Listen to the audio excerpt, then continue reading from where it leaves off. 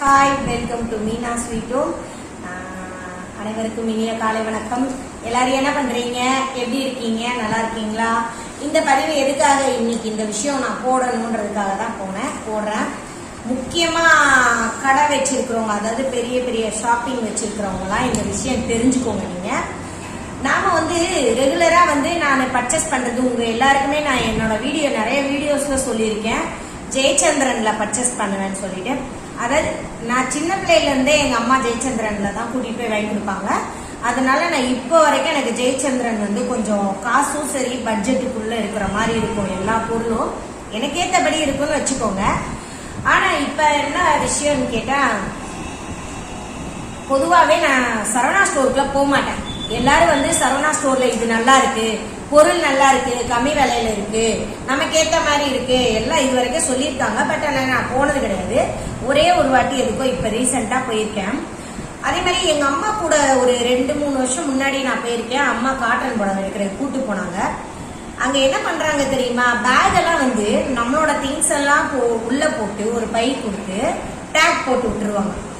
Take போட்டு விட்டா நம்ம அதை கையிலேயே தூக்கிட்டு திரியணும். இப்ப ஜெயச்சந்திரன்லாம் நம்ம வாங்கின பையெல்லாம் டோக்கன் போட்டு அவங்க வச்சுக்குவாங்க. நம்ம அந்தந்த ஃப்ளோர்ல என்ன வேணுமோ பரவாயில்ல, அது நல்ல சிஸ்டம் தான். ஏன்னு கேட்டா நம்ம அங்கங்க நம்ம தூக்கிட்டு போக முடியாது, அது ஒண்ணு.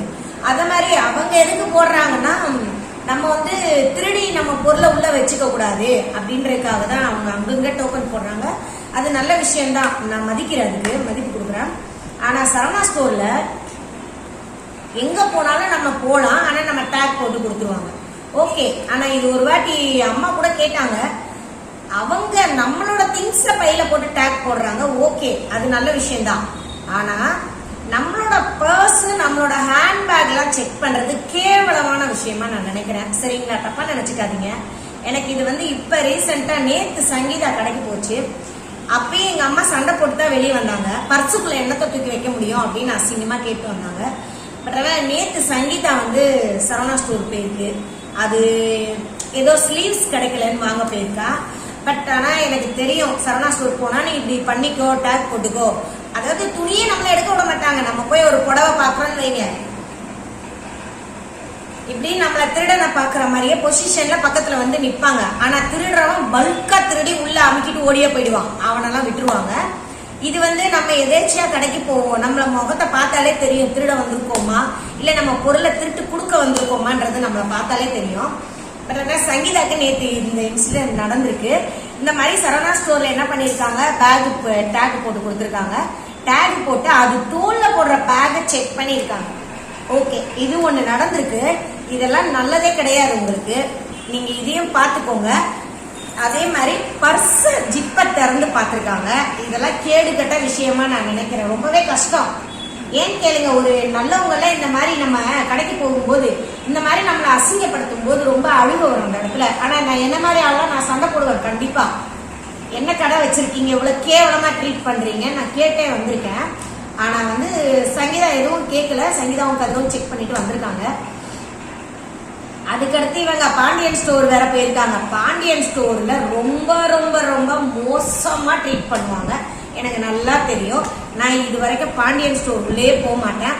பொருள் எல்லாம் சீப்பா கிடைக்கும், எல்லாம் கிடைக்கும்னு எல்லாம் ஆடு பார்த்துருக்கேன். பட் ஆனா நான் போக மாட்டேன். ஏன்னு கேளுங்க, நமக்கு மரியாதை தரக்குறைவா இருக்கிற இடத்துக்கு நான் காலை கூட வைக்க மாட்டேன். என்னோட கேரக்டர். பசங்க சின்ன சின்ன பொருள் வாங்குறதுக்காக சங்கீதா நேற்று போயிருக்கா. நேற்றுக்கு என்ன பண்ணியிருக்காங்க, பாண்டியன் ஸ்டோர்ல பேக் செக் பண்ணி, பர்ஸை செக் பண்ணி, பத்தாதிக்கு ஃபேன்ல உள்ள ட்ராக்ல உள்ள பேக்கெட்டை கூட வெளியே எடுத்து விட சொன்னாங்க. இது கேவலமா இல்ல? பொம்பளை பிள்ளைங்க இந்த மாதிரி தட்டி தட்டி பாக்குறது என்ன? அப்படி என்ன பெரிய கடை நடத்துறீங்க? எனக்கு ஒண்ணுமே புரியவே இல்லை. ரொம்ப ரொம்ப மோசமா இருக்கு. இந்த மாதிரி நீங்க ட்ரீட் பண்றது, நல்லவங்களை எல்லாம் கெட்டவங்களாக்குறது. இன்னொன்னு, எவ்வளவுதான் பொறுமையா இருந்தாலும் இந்த மாதிரி பண்ணும்போது ரொம்பவே டென்ஷன் ஆகுது. இது ரொம்ப எனக்கு டென்ஷனா இருக்கு. இதுக்கு நான் போய் ஒரு முடிவு பண்ணணும்னு இருக்கேன். அதாவது ஒரு லேடி செக் பண்ணிருக்கு, திருப்பி இன்னொரு பொம்பளை பிளாக் அண்ட் பிளாக் ட்ரெஸ் போட்டிருந்திருக்கு.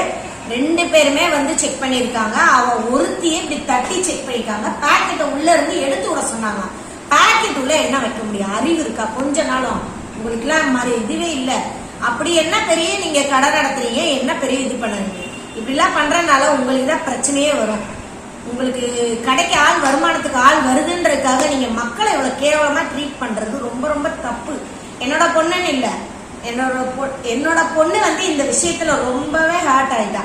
ஏன்னா அவளுக்கு ரொம்ப கஷ்டமா இருந்தது. பாக்கெட்டை செக் பண்றாங்கம்மா, பாக்கெட்டை செக் பண்றாங்கம்மான்னு வந்து விளையாட்டா சொல்றா. ஆனா எனக்கு அது வேதனையா இருக்கு.